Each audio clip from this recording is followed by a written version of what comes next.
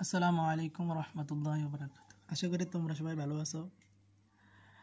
আর আজকে আমি ভিডিওটা শুরু করলাম। আজকে আমরা যে চ্যাপ্টারটা পড়বো, এই চ্যাপ্টারটার নাম হচ্ছে বল, যেটা ক্লাস 9-এর জন্য, ক্লাস 9-এর অথবা 10-এর যে কেউ পড়তে পারবে।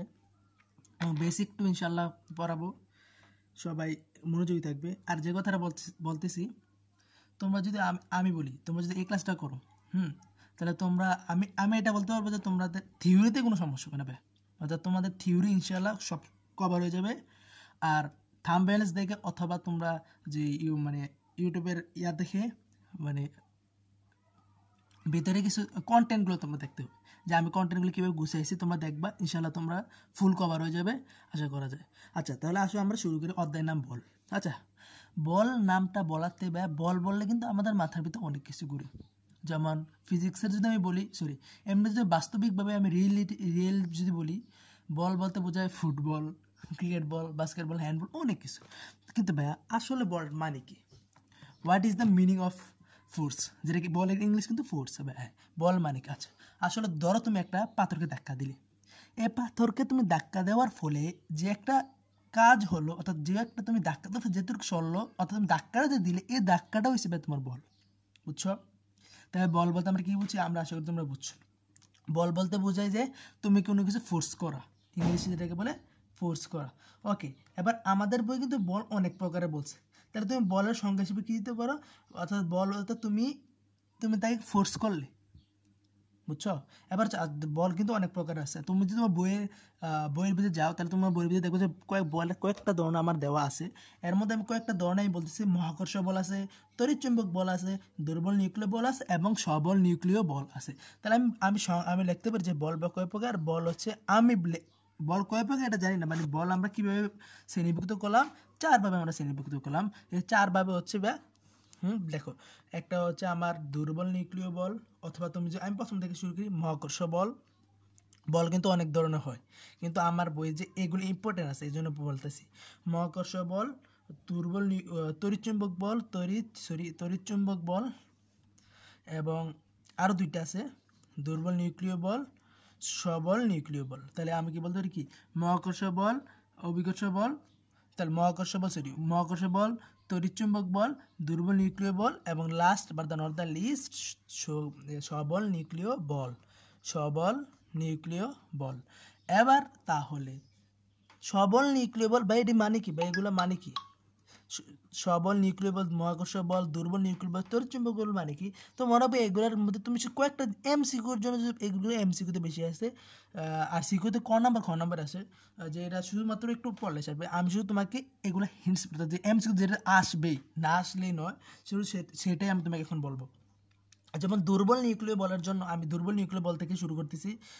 দুর্বল নিউক্লিয় বলের জন্য এখানে দেওয়া আছে যে দুর্বল নিউক্লিয় বল হচ্ছে একটা বিটা রশ্মি নির্গত করে, যা তেজস্ক্রিয় নিউক্লিয়াস থেকে আসে, এবং এই বিটা রশ্মি এটা হচ্ছে কি বিটা রশ্মি করে। পরীক্ষাতে আসতে পারে প্রশ্ন যে কোন বল বিটা রশ্মি নিঃসরণ করে অথবা বিটা রশ্মি নির্গত করে, তো তোমরা বললা যে দুর্বল নিউক্লিয় বল। এবার এটার একটা, এগুলো সবগুলো একটা পাল্লা দৈর্ঘ্য আছে, পাল্লা দূরত্ব আছে, অর্থাৎ সবগুলো একটা নিজস্ব একটা দূরত্ব আছে। যেমন এটা tan ইনভার্স 15 মিটার দূরত্বে কাজ করে। আবার অন্যদিকে যে আমরা যাই যে সবল নিউক্লিয় বল, যেটা tan ইনভার্স এটা tan ইনভার্স 18, tan ইনভার্স 18 হবে। এটা হবে আবার সবল নিউক্লিয় বল যে tan ইনভার্স 15। তারপরে আরেকটা আছে আমার যে তড়িৎচুম্বক বল আছে, মহাকর্ষ বল আছে। এই তড়িৎচুম্বক বল, মহাকর্ষ বল কিন্তু কোনো একটা এত কম না, অর্থাৎ শুধুমাত্র কম দূরত্বে কাজ করে এই দুইটা, দুর্বল আর সবল। আচ্ছা, তোমরা কি জানো সবচেয়ে শক্তিশালী বল কোনটা? সবচেয়ে শক্তিশালী বল কিন্তু সবল নিউক্লিয় বল। তাহলে তোমার মনে হতে পারবে তার সবচেয়ে দুর্বল নিউক্লিয় বল কি? সবচেয়ে দুর্বল বল কি? দুর্বল নিউক্লিয় বল। আবার বল, দেখো, আমরা এমনিতে সবচেয়ে শক্তিশালী বল হচ্ছে কি? সবচেয়ে শক্তিশালী বল হলো আমার সবল নিউক্লিয় বল। আমি এমনি সবল নিউক্লিয় বল আমি লিখলাম। হ্যাঁ, এবার তোমরা তাহলে বলতে পারো, অনেকে বলবেই সবচেয়ে, তাহলে কি দুর্বল কি? তাহলে দুর্বল নিউক্লিয় বল না সবচেয়ে দুর্বল না দেখো, দুর্বল এটা কি হিসাব করা হয়েছে যে সবলের থেকে দুর্বল বিষয়। দুর্বল এটা কি জন্য হিসাব করে? যে এটা সবলের থেকে দুর্বল, নট এটা এমনিতে দুর্বল। মনে রাখবা, এটা মাথার ভিতরে রাখতে হবে। অনেকে এটা বোঝে না যে এটা দুর্বল নাকি। সবচেয়ে দুর্বল হিসেবে আমার মহাকর্ষ বল। যেমন দেখো, আমরা যদি কোনো দেখো আমি কাগজের একটা ইয়া করলাম, দেখো আমি একটা এখনই তোমার একটা কাগজের একটা ইয়া করবো, পরীক্ষাটা করবো। পরীক্ষা করার পরে তুমি তুমি তুমি দেখবা। আচ্ছা আমি আগে একটা কথা বলি, তড়িৎচুম্বক বল হচ্ছে কি জানো তো, আমরা যে একটা ইয়া করলাম, ধরো তড়িৎচুম্বক বলেছে আমরা এটাকে ধরি যে এই যে এই যে চিরুনি দেয় ঘষার পরে, তারপরে যে আমরা যে একটা কাগজকে তুলতে পারি, তারপরে আবার ওই যে বেলুন বেলুন যে সময় আমরা উলের কাপড়ে ঘষি, তারপরে যে সময় আমরা কোনো একটা চুলের মাথার কাছে ধরি, তাহলে কিন্তু ভাই কী হয়, বেলুনটা চুলটা খাড়া হয়ে যায়। এটা হচ্ছে আমার একটা তড়িৎচুম্বক বলের উদাহরণ। আমি কলমটা দিয়ে দেখাচ্ছি, দেখো আমি যে সময় কলম দিয়ে যে সময় আমি ইয়াটা, আর মহাকর্ষ বল কোনটা বলো? মহাকর্ষ বলের সময় পৃথিবীর যে বলটা, আমি কলম দিয়ে একটা ঘষার পরে দেখবো, আমি যেসব কাগজের কাছে যাই, আমি কাগজটা দেখো, কাগজটা কী হবে, কাগজ আচ্ছা হলো এখন গরমকাল, মনে রাখবা গরমকালে কী হয়, গরমকালে কিন্তু এই এই এক্সপেরিমেন্টটা অনেক কম কাজ করে বাট অনেক কম, তোর মাথার ভিতরে রাখতে হবে। তো খেয়াল করো, এটা গরমকালে আবার বলি যেটা হচ্ছে, এটা গরমকালে আমার অনেক কম কাজ করে, এর জন্য এটা কী হয় দেখো। আচ্ছা হলে এটা এখন কাজ না করার প্রধান কারণ হচ্ছে গরমকালে এটা কাজ করে না, শীতকালে এটা বেশি কাজ করে। আচ্ছা ধরো আমরা যে ইয়ার কথাটা বললাম, আমি যে কথাটা বলছিলাম ভাইয়া, কোন কথাটা, ওই যে আমি মহাকর্ষ বল আর তড়িৎচুম্বক বলের মধ্যে পার্থক্যটা বলছিলাম, এই দুইটা বলের মধ্যে পার্থক্য বলছিলাম। এই পার্থক্য হচ্ছে এবার তড়িৎচুম্বক বল কিন্তু মহাকর্ষ বলতে শক্তিশালী, মনে রাখবে। কেন? কারণ তুমি তড়িৎচুম্বক বলে এমন একটা বল, তুমি এটা রিয়েলাইজ করো, তুমি যদি একটা মনে করো, তুমি একটা চিরুনি দিয়ে তুমি একটা কাগজকে তুমি যেখানে পৃথিবী তাকে নিজে টানতেছে, কিন্তু তুমি একটা কাগজ দিয়ে সেটাকে নিজে টাইনা ফেলতে পারতেছো, তুমি তোমার এই তড়িৎচুম্বক বল, মানে তাহলে বাবু এটা তড়িৎচুম্বক বল অবশ্যই মহাকর্ষ বল থেকে অনেক শক্তিশালী, বিদায় তো এটা কমেছে, তাই না? বুঝছো? তাহলে আমরা একটা কথা লাস্টে দিয়ে একটা কথা বলতে পারি, তড়িৎচুম্বক বল মহাকর্ষ বল থেকে শক্তিশালী। তাহলে সবচেয়ে দুর্বল বল কোনটা? আসলে কিন্তু দুর্বল না, সবচেয়ে দুর্বল হচ্ছে মহাকর্ষ বল, আর দুর্বল হচ্ছে দ্বিতীয় নম্বরে, মনে রাখবে। হ্যাঁ, মানে দুর্বল কেন, সেটা সবলের তুলনায় দুর্বল, এই জন্য এটাকে আমরা দুর্বল হিসেবে তুলনা করি। আচ্ছা তাহলে এবার আসো আমরা আমাদের প্রথম টপিক যেটাকে আমরা বলি, আর মনে রাখবা যেটা বলবো যে এই সবগুলা সংজ্ঞাগুলো আছে না, সংজ্ঞাগুলো যে বল, সবল নিউক্লিয় বল, মহাকর্ষ বল, তড়িৎচুম্বক বল, দুর্বল নিউক্লিয় বল, এবং এগুলো সব কিছু তোমরা মাথা ভিতরে রাখবে। আমি কিন্তু সবগুলো এখানে লিখে দিছি, শক্তিশালী কি এমসিকিউর জন্য যেটা লাগে আর কি, বুঝছো, এমসিকিউর জন্য তোমার যেটা দরকার। আচ্ছা এবার আমরা আমাদের প্রথম টাস্ক অর্থাৎ প্রথম ইয়াতে যাচ্ছি, যেটা হচ্ছে আমার প্রথম সূত্র, নিউটনের সূত্র। বলের আপনি আমার প্রথম যে দেওয়া আছে নিউটনের বল, আমাদের প্রথম যে পার্টটা দেওয়া আছে জড়তা ও বলে দেওয়া নিউটনের প্রথম সূত্র। আচ্ছা আগে বলি নিউটনের প্রথম সূত্র তোমরা কয়জন পারো, যদি পজ করে তোমরা বলতে পারো, নিজের আজ না পারো তাহলে আমি বলে দিই। নিউটনের প্রথম সূত্র হয়েছে, আমি নিউটনের আজকে শুধু নিউটনের প্রথম সূত্র আলোচনা করব। নিউটনের প্রথম সূত্র, আচ্ছা দেখো, নিউটনের প্রথম সূত্রতে আমাদের নিউটন আঙ্কেলে বলছে যে যদি বল প্রয়োগ না করি কি না, আমি তোমাকে বলের একটা সংখ্যা বলছি, আমি কিন্তু তোমাকে বললাম যে বল মানে কি, বল মানে তুমি কোনো ধাক্কা দেওয়া, কোনো একটা ধাক্কা দেওয়ার ফলে তুমি একটা কাজ ফোর্স করা। বল মানে তুমি আরও যদি সুন্দর করে বলবে, বল মানে কি, বল মানে হয়েছে তুমি যদি বল হয়েছে কীভাবে বস্তুর উপর কাজ করে সেটা নিয়ে আলোচনা করা। অর্থাৎ বল হয়েছে এরকম যে কীভাবে বস্তুর উপর আমরা কাজটা করবো, অর্থাৎ কোনো বস্তুর ব্যাগের পরিবর্তন করবে বলের মাধ্যমে, সেটা হচ্ছে আমার বল। আচ্ছা বাদ দাও এটা নাম, এটা বাদ দাও, আমি শুধু প্রথম সূত্র মনে হচ্ছে, প্রথম সূত্র হচ্ছে নিউটন, এটা হচ্ছে নিউটনের, হ্যাঁ, নিউটনস ফার্স্ট ল। নিউটনের প্রথম সূত্র বলছে বল প্রয়োগ না করলে স্থির বস্তু স্থির থাকবে,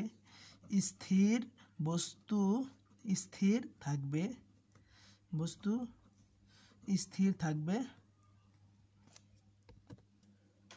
তাহলে আমরা কি বললাম যে ভাই নিউটনের প্রথম সূত্র আমাকে বলছে যে বল যদি প্রয়োগ না করি তাহলে স্থির বস্তু স্থির থাকবে, গতিশীল বস্তু গতিশীল থাকবে। আচ্ছা ভাই তাহলে এই সূত্রে আমরা কি বুঝি, এই সূত্রে আমরা কি বুঝতেছি, একটা মজার একটা জিনিস, আমি আমার মতামত হিসেবে একটা জিনিস বলবো আগে, তৈরি নয়। আচ্ছা বল প্রয়োগ না করলে স্থির বস্তু স্থির থাকে, আচ্ছা কীভাবে সম্ভব ভাই?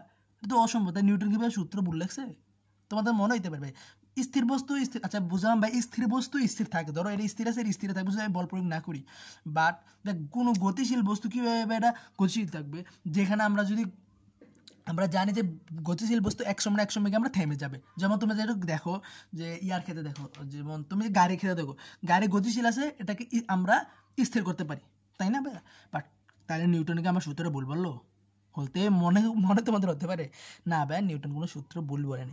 নিউটন আমাদেরকে এটা বলছে যে যদি বল প্রয়োগ না করো, আসলে উনি কিন্তু সূত্রটা তুমি আরো ভালো করে দেখো, বল প্রয়োগ না করো এবং এটা কিন্তু সূত্র মেন কনসেপ্ট হচ্ছে তখনই যখন তোমার একটা ফোর্স কাজ করবে না। এই ফোর্সকে আমরা বাংলাতে বলি ঘর্ষণ বল রে ভাই, বুঝছো? এই ফোর্সকে আমরা কি বলি? ঘর্ষণ বল। তাহলে আমরা বলতে পারি, তেমন এই সূত্রতে আমার মতামত হিসেবে আমি বলি যে আমার ঘর্ষণ বলটা উদ্ভূত হয়েছে আমার এই সূত্র থেকে। তাহলে আমি বলতে পারি কি ভাই, নিউটনের প্রথম সূত্র থেকে যদি আমাদের বই দেওয়া আছে জড়তা, বাট আমার মতামত হিসেবে আমি নিচ্ছি হ্যাঁ জড়তা আছে, অবশ্যই জড়তাও আছে এক্ষেত্রে, বাট ঘর্ষণ বল একটা কাজ করে। কারণ তুমি কোন একটা বস্তু, অর্থাৎ ধরো তুমি গাড়িকে তখনই তুমি থামাতে পারো যখন এটাতে ঘর্ষণ কাজ করবে, অর্থাৎ যখন তুমি তো গাড়িটা ঘর্ষণ হবে তখনই তো এটা থামতে পারবে। কথাটা আমাকে খেয়াল করো, বুঝছো? তাহলে আমি বলতে পারি যে নিউটনের প্রথম সূত্র আমাদের কী বলছে? নিউটনের প্রথম সূত্র আমাকে ঘর্ষণ হিসাবে ঘর্ষণের একটা থিম দিছে, বাট নিউটনের তৃতীয় সূত্র কিন্তু আরো ভালোভাবে এরকম ব্যাখ্যা করছে। প্রথম সূত্রের ভিতরে আমরা এটা হালকা টাচ পাই, বুঝছো? তাহলে আমি বলতে পারি কি নিউটনের প্রথম সূত্র ঘর্ষণ হিসেবে ঘর্ষণের একটা থিওরি দিছে। আচ্ছা, আর একটা মজার থিওরি আছে নিউটনের প্রথম সূত্র, জড়তা দিছে ভাইয়া, জড়তা। আচ্ছা, তাহলে জড়তা কি ভাই বলতেই পারো, তোমরা বলতে পারো তোমার জড়তা কি, what is the meaning of মানে জড়তা, জড়তা কি বলতেই পারো তোমরা আসলে। তাহলে জড়তা মানে কি আমি বলতে দেখো, জড়তা মানে হচ্ছে এমন একটা জিনিস, জড়তা তাহলে কি তোমরা দেখো, জড়তা হলো তুমি ধরো কোন একটা স্থির বস্তু আছে, বস্তু একটা কোনো স্থির আছে, বাট তুমি এটাকে ধাক্কা মারলে তাহলে গতিশীল হলো না। ধরো তুমি এই প্যান্টটা আমি স্থির ছিল, এটা তুমি আমি ধাক্কা মারলাম, ধাক্কা মারলে মাঝে না সরে আমি ধাক্কা মারলাম, এটা কিন্তু আমার কি গতিশীল হয়েছে না, এটা কিন্তু আমার স্থির আছে, বাট এটা গতিশীল। আমি বলতে পারি এটা গতিশীল ভাই, কীভাবে আমি কীভাবে বলতে পারি গতিশীল? দেখো, এটাই হচ্ছে আমার মেন থিমটা, যে আমার কোনো বস্তু স্থির আছে আমি এটা কী করলাম বলো? কোনো বস্তু স্থির আছে আমি এটা ধাক্কা মারলাম নাকি? আসলে না, কোনো বস্তু স্থির আছে আমি সেটাকে উপরে বল প্রয়োগ করলাম, বাট বস্তুর সরল না। এক্ষেত্রে জড়তার একটা মেন থিমটা কাজ করে, অর্থাৎ তুমি স্থির বস্তুকে তুমি ধাক্কা দিলে, বাট এটা স্থির থাকতে চাইছে। তুমি দেখো আমি ধাক্কা দিয়ে দিলাম, এটাকে ধাক্কা দিলাম, দেখো এটা ধাক্কা দিলাম, এটা স্থির থাকার চেষ্টা করতেছিল, বাট এটা আবার গতিশীল। এটাকেই বলে জড়তা। অর্থাৎ কোনো বস্তু তার নিজস্ব অবস্থায় থাকতে চাওয়ার যে প্রবণতা, নিজস্ব অবস্থায় থাকতে চাওয়ার প্রবণতা। এখন বলতে পারো যে নিউটনের প্রথম সূত্রের সাথে এটা কানেকশন কি, what is the connection between Newton's first law and জড়তা? আমার জড়তার ভিতরে তাহলে কানেকশনটা কি? হ্যাঁ, এই কানেকশনটা হচ্ছে বা দেখো নিউটনের প্রথম সূত্র আমরা বললো স্থির বস্তু স্থির থাকবে, অর্থাৎ তুমি যে বল প্রয়োগ না করো তাহলে স্থির বস্তু স্থির থাকতেছে। হ্যাঁ, এখন দেখো অর্থাৎ আমার আরও একটা সুন্দর হচ্ছে আমার ফ্যান, তোমরা যে আমাদের সিলিং ফ্যান যেটা বলে, তুমি যে সিলিং ফ্যান ধরো স্থির আছে, আমি যখন এটাকে অন করি, এটা সাথে সাথে তো একবার ফুল স্পিডে চলে না, চলে প্রথমে অল্প স্পিড, অর্থাৎ এটা স্থির ছিল আমি এটা গতিশীল করলাম, তো এখানে কি জড়তা কাজ করছে? স্থিতি জড়তা। কেন? কারণ এটা স্থির ছিল আমি এটা গতিশীল করলাম। আবার দেখো ফ্যানটা যে সময় আবার শেষ মুহূর্তে ধরো তুমি অফ করবা, এখন ভালোভাবে অন হয়ে গেছে, এখন তুমি এটা অফ করবা, তাহলে তুমি যে সময় অফ করতে যাবে সাথে সাথে কি এটা অফ হয় না? সাথে সাথে কিন্তু অফ হয় না বেড, সাথে সাথে অফ করার জন্য তাহলে তুমি করতে হবে গতি জড়তা কাজ করে। তাহলে আমরা একটা জিনিস বলতে পারি, যে জিনিসটা হচ্ছে যে কোনো বস্তুর উপরে যদি তুমি বল প্রয়োগ করো, তুমি যদি একটা বস্তু স্থির আছে এটাকে তুমি গতিশীল করলা, বাট গতিশীল হলো না, এটা হচ্ছে স্থিতি জড়তা। আবার কোনো বস্তুকে তুমি গতিশীল করলা, ধরো গতিশীল ছিল তুমি একটা ধাক্কা দিয়ে স্থির করার চেষ্টা করলা, বাট এটা স্থির হলো না, অথবা হলো বা যাই হোক, তাহলে তুমি এটাকে বলতে পারি যে স্থিতি জড়তা আর গতি জড়তা। তাহলে আমি স্থিতি জড়তা মানে কি, স্থিতি জড়তা মানে গতিশীল ছিল এটাকে তুমি স্থির করার চেষ্টা করছো, স্থির ছিল তুমি একে গতিশীল করার চেষ্টা করছো, তাই আমি এটা স্থির জড়তা। তাহলে আমি এটা লিখতে পারি স্থিতি জড়তা মানে কি, জড়তা কিন্তু আবার দুই প্রকার মনে রেখো, হ্যাঁ, স্থিতি জড়তা, গতি জড়তা। তাহলে স্থিতিতে মানে কি, এটা কি ছিল বা স্থির ছিল, এক সময় ছিল এটা স্থির ছিল, আর গতি জড়তা মানে কি গতিশীল ছিল, বুঝছো? তাহলে এটা হচ্ছে মেন থিমটা। তাহলে আমার আশা করি এটা হলো আমার কি মেন থিমটা, যেটা আমার স্থির জড়তা আর স্থিতি জড়তার গতি জড়তার মেন থিমটা কিন্তু আমার এটাই। আশা করি তোমরা বুঝতে পারছো। তাহলে আমার স্থির জড়তা হয়ে গেছে, গতি জড়তা হয়ে গেছে। নিউটনের প্রথম সূত্র যেটা আমাকে জড়তা সম্পর্কে একটু ধারণা দিছে তাই হয়ে গেছে। তাহলে আমি সর্বশেষ একটা সূত্র লিখবো, সূত্র লেখার মাধ্যমে আমি এই ক্লাসটা শেষ করবো। সূত্র লেখার আগে আমি একটা জিনিস লিখবো যে যে যে তাহলে আমি সর্বশেষ বলতে পারি জড়তার সংজ্ঞাটা কী? তাহলে আমি সর্বশেষ বলতে পারি জড়তা মানে কী? জড়তা মানে হচ্ছে কোনো বস্তু তার নিজস্ব অবস্থায় থাকতে চাওয়ার প্রবণতা, কোনো বস্তু তার নিজস্ব অবস্থায় থাকতে চাওয়ার প্রবণতা, তোমরা সবাই মুখস্থ করে ফেলো, আমি লিখতে লিখতে। অবস্থায় থাকতে চাওয়ার প্রবণতাকেই বলে জড়তা। আশা করি তোমরা থাকতে চাওয়ার প্রবণতায় কি বলে, সবাই বলো জড়তা, চাওয়ার প্রবণতা। তাহলে কোনো বস্তু তার নিজস্ব অবস্থায় থাকতে চাওয়ার প্রবণতা হচ্ছে জড়তা। আচ্ছা, আর একটা লাস্টের কথা বলি, জড়তা। জড়তা কিসের উপর নির্ভর করে? জড়তা অবভিয়াসলি বরের উপর নির্ভর করে। যেমন দেখো, তুমি একটা অনেক ওজনের একটা পাথরকে, জড়তা কিসের উপর নির্ভর করে, দেখো লিখে দিই, জড়তা বরের, লিখে দিই আমি, জড়তা বরের উপর নির্ভর করে, বরের উপর নির্ভরশীল। এখন বলতে পারবে কীভাবে? আপনি একটা বলে দিবেন, আমার বিশ্বাস করবো, আমরা তো এরকম না, বিশ্বাস করবো না, আমরা তো সব প্র্যাকটিক্যালি বিশ্বাসী। তো আপনার জড়তা লিখে দিয়েছেন যে আমি বরের উপর নির্ভর করে, তাহলে এটা কি হবে না? এটা তো আমি বিশ্বাস করবো না। আচ্ছা, তোমাদের বিশ্বাস করাচ্ছি, তুমি দেখো, তুমি যদি একটা অনেক ওজন একটা পাথরকে একটা ধাক্কা মারো, তাহলে পাথরকে সাথে সাথে সরে যায় না? সরে যায় না। অর্থাৎ তুমি ধাক্কা মানে তুমি তো, তোমাদের এমন শক্তি নাই যে বস্তুটা সরে যাবে। বাট তুমি যদি একটা কলমকে ধাক্কা মারো রে ভাই, কলমটা কিন্তু বস্তুটা কিন্তু সরে যাচ্ছে। তো এই ক্ষেত্রে তো আমরা বলতে পারি না বস্তু তো আমার জড়তা কাজ করতেছে, তাহলে এক্ষেত্রে আমি ওজনের জন্য একটা ওজন বলতেছি ভরের জন্য। অর্থাৎ ওরা বস্তুর বেশি ভর দেখে আমি ধাক্কা মারা পরে বস্তুটা গেল না, মানে এক্ষেত্রে স্থির জড়তা কাজ করতেছে। অন্যদিকে আমি সময় কলমটাকে ধাক্কা মারলাম, সেটা স্থির ছিল, বাট আমি ধাক্কা মারার পরে গতিশীল হলো, এক্ষেত্রে আমার স্থির জড়তা কাজ করতেছে। তার মানে আমি একটা লাস্ট একটা কথা বলতে পারি, যে কথা রয়েছে আমার কথাটা হচ্ছে যে এক্ষেত্রে আমার তাহলে কী কাজ করতেছে, স্থিতি জড়তা। অর্থাৎ আমার কলমের ক্ষেত্রে আমার বর এবং পাথরের ক্ষেত্রে আমার বরটা কাজ করতেছে। তার মানে আমি বলতে পারি একটা কথা, যে জড়তা বরের উপর নির্ভরশীল। কারণ বর আমরা বস্তুর ওজন, অর্থাৎ বস্তু যত বেশি ওজন তার তত বেশি শক্তি থাকবে। শক্তি বলতে তাই বলছে, তাকে ধাক্কা দিতে আমার তত কষ্ট হবে। অন্যদিকে যার বস্তু কম, যার শক্তি কম, তার ধাক্কা দিতে আমার তত ফোর্স কম হবে। তাহলে এখান থেকে আমাদের ফোর্সের ব্যাপারটা আছে। আর নিউটন পদ্ধতি থেকে ফোর্স অর্থাৎ বলের প্রথম সংজ্ঞাটাই আসছে ইয়ার থেকে, যে আমাদের প্রথম নিউটন বলে দিচ্ছে যে বল প্রয়োগ না করলে কোনো বস্তু স্থির থাকবে, গতিশীল থাকবে, এটা বলে তো দিল প্রথম সেটটাতে। তাহলে আশা করি তোমরা বুঝছো যে জড়তা ব্যাখ্যাটা কি। আসলে নিউটনের পদ্ধতি কিন্তু আমাদেরকে এটাই ব্যাখ্যা করে। আরও কয়েকটা জিনিস এখানে ব্যাখ্যা করে, যেটা হচ্ছে মৌলিক বলের প্রকৃতি। অর্থাৎ তোমরা এখানে বল সম্পর্কে অনেক কিছু ব্যাখ্যা পাও, যেটা আমি প্রথমেই বলে দিয়েছিলাম। এখন খেয়াল করে আমি তোমাদেরকে নিউটনের প্রথম সূত্রে আরও কয়েকটা জিনিস আছে, যেমন দেখো ভরবেগ, সংঘর্ষ। আর আমি শুধু তোমাকে ভরবেগ সম্পর্কে একটু লাস্ট একটা আলোচনা করে দেবো, ভরবেগ। তারপরে আমরা অন্য ক্লাসে আমি ইনশাআল্লাহ সংঘর্ষ নিয়ে আমি কথা বলে দিব। ওকে, তাহলে ভরবেগটা মানে কি ভাইয়া? ভরবেগ মানে কি? ভরবেগ ওই আমি তোমাকে একটু আগে পাথরের একটা সংজ্ঞা বলছিলাম না, একটু আগে পাথরের সংজ্ঞা বলছিলাম, মানে ভরবেগ কিন্তু যুক্ত আছে। আচ্ছা দেখো, আমি একটা বস্তুরকে ধাক্কা মারলাম, সো এটা বর আছে না? বরকে কিন্তু আমরা এম দিয়ে প্রকাশ করি, মনে রাখো। ব্যাগকে কিন্তু আমরা ভি দিয়ে প্রকাশ করি। আশা করি এটা জানো, লাস্ট ক্লাস থেকে, তোমাদের আগের অধ্যায় পড়ানো হয়েছে। আর এম কেন ইউজ করা হয়? কারণ বরের ইংলিশ হচ্ছে মাসের বাংলা হচ্ছে আমার ভরবেগ, এই জন্য এম ইউজ করা হয়। তাহলে খেয়াল করো, ভরবেগ মানে হচ্ছে তুমি বস্তুরে মারলা, কি জানি কর বলে, তুমি বস্তুকে ধাক্কা মারা হলে একটা তোমার তো অবশ্যই ব্যাগ তৈরি হবে না, অবশ্যই ক্ষেত্রে ব্যাগটা তৈরি হবে না। এই ব্যাগটাই হচ্ছে আমার ব্যাগ। আর এই যে বর আছে, এই বরটা সব দুইটা মিললে ব্যাগ হয়েছে, মানে দুইটা মিললে আমার একটা জিনিস হচ্ছে, এটা হচ্ছে বড় ব্যাগ রে ভাই। আর এই বড় ব্যাগরে আমরা এমবি বলি, আর যেটাকে এমবি না, মেগাবাইট না, এমবি হিসেবে আমরা বলি। সেটাকে আমরা বড় ব্যাগকে আমরা P is equal to MB দিয়ে বলি। যদিও বড় ব্যাগটা তো ইম্পর্টেন্ট আছে অনেক, যদিও, বাট তুমি এটা এভাবে তোমার পরীক্ষাতে আসবে যে বড় ব্যাগ বল, এমসিকিউর জন্য আসতে পারে সর্বোচ্চ। আর আমরা সংঘর্ষের পার্ট পড়বো না, এই সংঘর্ষের পার্টটা সবটাই ভরবেগের উপর নির্ভরশীল, এজন্য আমরা বলে দিলাম। তাহলে আশা করি তোমরা সবাই এই ক্লাসটাতে অনেক উপকৃত হয়েছে। আমি এই ক্লাসে কিন্তু সব হিসাবগুলো আমি প্রথম বেসিকটা বললাম, জড়তা নিয়ে আলোচনা করছি আর ভরবেগ নিয়ে। মানে আমি যদি মোটা থাকে বলে আমি ভরবেগ আর জড়তা, আমি ভরবেগ আর জড়তা নিয়ে আলোচনা করছি। আরেকটা জিনিস নিয়ে আলোচনা করছি, বলের প্রকৃতি। বুঝছো? তাহলে আমি কয়টা জিনিস নিয়ে আলোচনা করছি? 3টা জিনিস নিয়ে, বলের প্রকৃতি, ভরবেগ, but last not the least যেটা হচ্ছে আমার জড়তা। বুঝছো? আশা করি তোমরা বুঝবে। হ্যাঁ, আরেকটা জিনিস বলে দিই, ভরবেগের জন্য আমরা যে মাত্রা আছে, একক আছে, ভরবেগের কিন্তু মাত্রা এটা ভাইয়া এমবি, মানে কি ভরতের এম, মাত্রার জন্য ভরতের, আমরা জানি ব্যাগের জন্য কি LT ইনভার্স 2, তার মানে আমরা বলতে পারি যে ভরবেগের মাত্রা কি MLT ইনভার্স 2।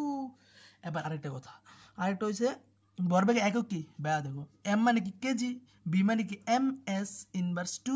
তাহলে আমি বলতে পারি ব্যয় কি, আমি বলতে পারি যে ভরবেগের মাত্রা কি ব্যয়, ভরবেগের ইয়া কি একক কি এম এস ইনভার্স টু। আশা করি তোমরা বুঝে গেছো। আর আজকের ক্লাসটা এতটুকু থাকবো, সংঘর্ষ অর্থাৎ কলিশন, যেটা ইংলিশ ভাষণের জন্য যেটা কলিশন সেটা বলবো।